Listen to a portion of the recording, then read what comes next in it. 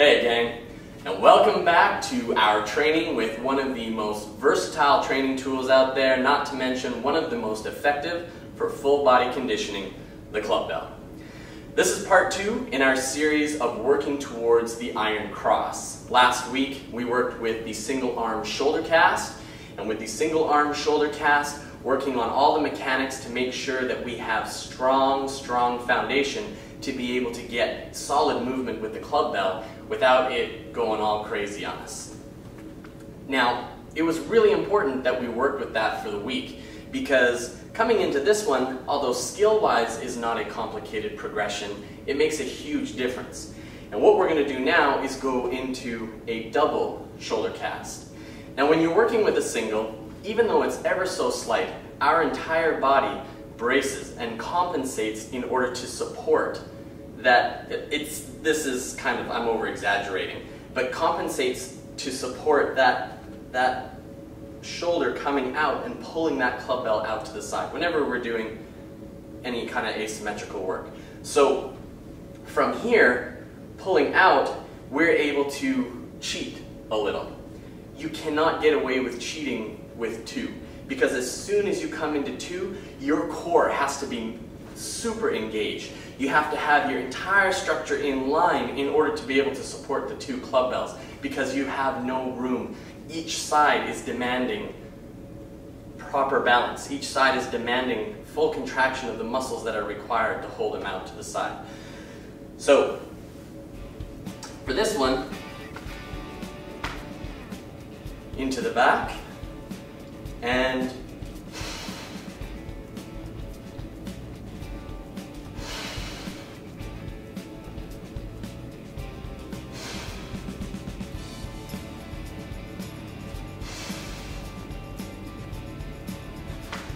with the double arm shoulder cast, we still, all the way through, we are still driving up through to the weight as we bring them up and back. When they're going into back position, just to be clear, we're not doing this. We're not going up and down.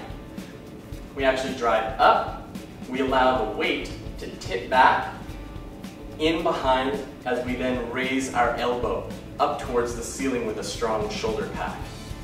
Now, when you're going through with doubles, the challenge is that you have 2 Clubbells coming at each other within a very confined space. And if you look at this one, as you go into the back, there is, although we're keeping the Clubbell on the one side of the spine, the same side as the arm that we're using, there's a little bit of crossover in behind to get to that position. So when you've got 2 Clubbells going into that back position, the timing is about being able to have them arc up and just come in and miss each other in behind. And that's why the work with the single arm is so important, so that you can practice that shoulder pack, elbow pit up to the air, and work on being able to drive that down.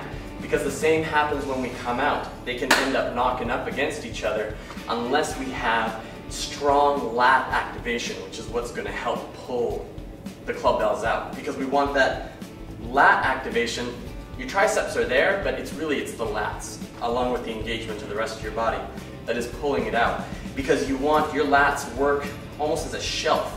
They are a part of what help you then hold and support the Clubbells out to the side. Because we're drawing, remember, we're drawing that elbow in. We're not coming out at 45-degree angles. So we'll give you a view from the back.